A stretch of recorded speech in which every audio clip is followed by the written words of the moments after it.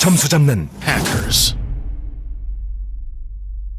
자, 메시지 대화문이라는 것은 일단은 너와 나의 말이 오고 가는 것이 마치 캡처가 된 듯이 지문상으로 나오게 되는 게 바로 메시지 대화문이다. 이렇게 보시면 돼서 제가 여기 적어놓은 것처럼 2인 이상의 동료나 지인끼리 온라인을 통해서 주고받는 글이 바로 이 메시지 대화문이다. 이렇게 보시면 되겠는데요. 간단하게만 뭐 이렇게 보여드리자면은 이런 식으로 이제 우리가 문자나 이런 거 할 때 너와 나의 말이 실제로 이렇게 오고 가잖아요. 그래서 요거 자체가 이제 지문으로 나오게 되는 게 메시지 대화문 이렇게 보시면 되겠습니다. 약간 뭐라고 생각하시면 이해하시기가 쉬울 것 같냐면 LC의 텍스트화 정도라고 생각을 하시면 될 것 같습니다. 자, 일단은 기본적으로 이 메시지 대화문은 역시 중요한 건 뭐냐면 전체적인 내용의 흐름을 파악을 하는 게 또 엄청 중요하겠죠. 그래야지 그 각각의 문제에서 빨리빨리 정답을 찾아내실 수가 있기 때문에 전체적인 글의 흐름을 파악하는 거 굉장히 중요하겠고요. 그리고 일상 대화에서 자주 쓰이는 표현을 좀 잘 알아두셔야 되겠다. 이것을 관용적 표현이라고 보시면 돼서 LC에 나오는 표현들이 아무래도 대화문에 나올 가능성이 높은 건 LC의 텍스트화라고 제가 아까 말씀드렸잖아요. 그래서 이런 일상 대화에 자주 쓰이는 표현을 잘 알고 계시는 거 중요하겠고, 또 지문의 구조 중에 굉장히 중요한 게 이제 지문의 구조가 보통 물론 전반을 통해서 우리가 이제 주제 파악을 해야 되는 거 너무 중요하고요. 전반을 통해서 관계 파악이 될 가능성이 또 엄청 높습니다.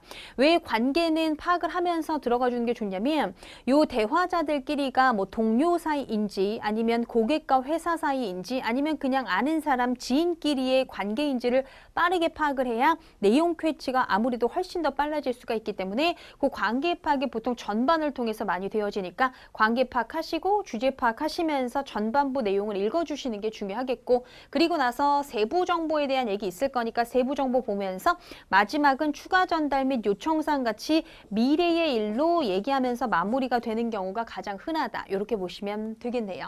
자, 그러면 이제 특징을 좀 살펴보도록 할 거예요. 이런 메시지 대화문의 특징은 바로 뭐냐면 일단 첫 번째 의도 파악 문제가 출제가 된다라는 점입니다. 의도 파악 문제가 항상 출제가 된다라고 보시면 되겠고요. 어떤 지문에 밖에 나오지 않냐면 메시지 대화문에만 나오게 되는 질문이기 때문에 메시지 대화문은 출제가 보통 어떻게 되냐면요. 총 6문제가 나오는 경우가 일반적이에요. 그래서 2문제짜리 하나, 좀 짤막한 애가 되겠죠.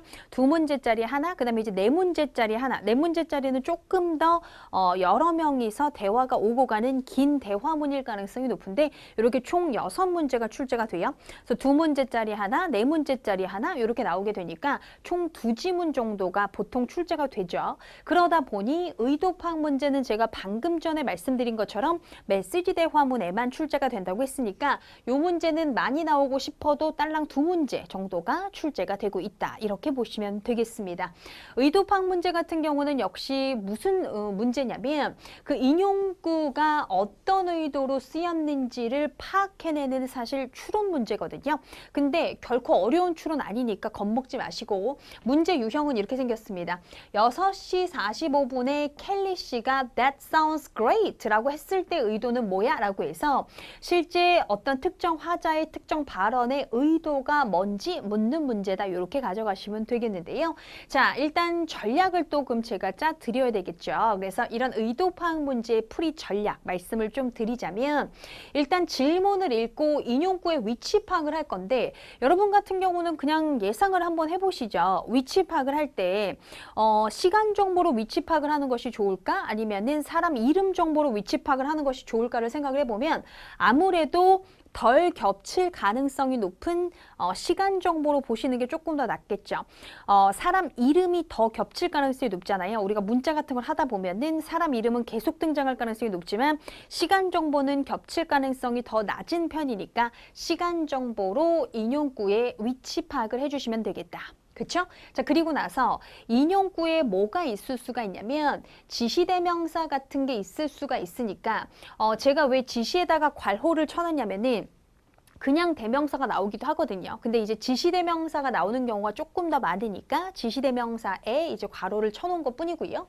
어쨌든 그 지시대명사가 있다면 그것이 가리키는 바가 무엇인지 인용구 주변 문장을 읽고 문맥상 의미를 파악을 해야 그 대명사나 지시대명사가 가리키는 바가 무엇인지 파악하실 수 있잖아요.